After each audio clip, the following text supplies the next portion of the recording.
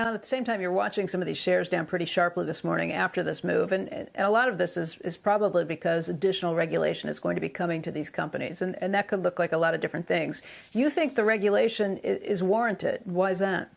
Well, there are two different aspects, and I'm glad you brought that up. I don't think we should put them together. I believe very strongly that we are at a period of time now, and I'm a free speecher, and I'm a First Amendment person, and I'm laissez-faire. I'm in favor of obviously my whole life is based on entrepreneurism, but you can't have what we have in this country. The companies we're talking about, several of them, many of them, have become in effect utilities. They are monopolies.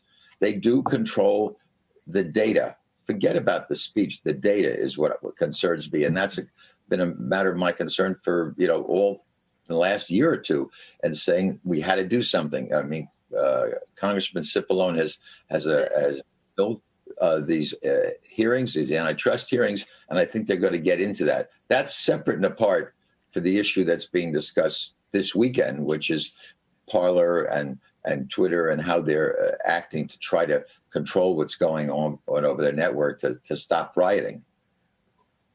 Alan, I put those two thoughts together for a reason, because I agree with you that, you don't get to say just anything on these platforms and get away from it and get away with it. But at the same time, if you're making the argument that these companies are utilities or monopolies, well, that puts them in an entirely different category, because the water company doesn't get to decide that they stop serving you water because they don't like what you're saying. And that's where I kind of got confused. I hadn't thought about this until I looked through your comments on this.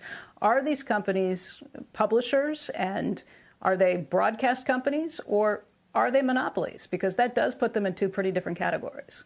I think people are using these rails. They're no different than a transportation company, which provides the rails on which the trains are on. The trains have a different responsibility, I think, than the rails themselves.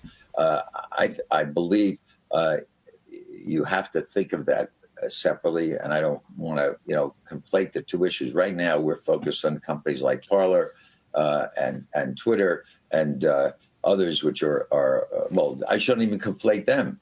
Parler is promoting the speech that's happening. Twitter is giving access to it. I think from a standpoint of them providing the rails, they have to be very, very careful about, I don't think you can conflate water companies with this. I mean, you can compare this to perhaps Verizon or AT&T or CNBC I don't think on your network that you'd allow me to get up and preach overthrow of the government and storming the Capitol.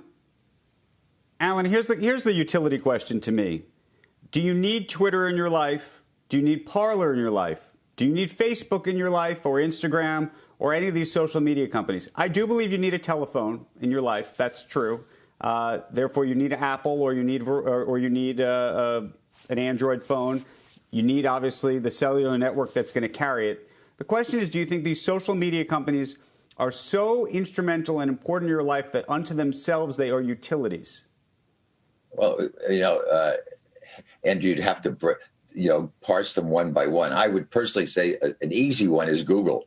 I don't think people could survive without Google. If you asked me a question right now and I was struggling on the air, I'd quickly go to my phone, and the only place I would go to get the answer would be Google. It's and I think that's the same with Facebook has become a utility. I said on your program when Facebook went public, that the day it went public, that it is in effect a utility. The question was asked by Joe, how long would it be around? I said, it's become part of your life. You can't do without it. But the key is the data they control. And every day that data gets stronger and stronger as there are more and more users with WhatsApp and Instagram.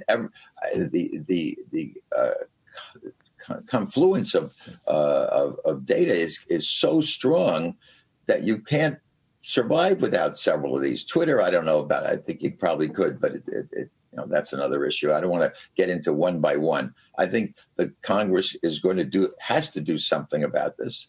Will do something about it. Unfortunately, it probably will take longer than anyone would like. And at the end of it, they'll figure out a way to protect the smaller, to check users against the use of their data, to give a broader usage to the data so that it isn't concentrated in just a couple of places. But 5 or 10 years from now, I mean, I can't imagine, how strong these social media sites could be if there isn't some kind of regulation applied. You can have constructive regulation, and Apple, with its 30% toll charge has to be looked at also. I'm not excluding them, and I don't own stock in any of these, so I'm perfectly free to comment. Shepard Smith here. Thanks for watching CNBC on YouTube.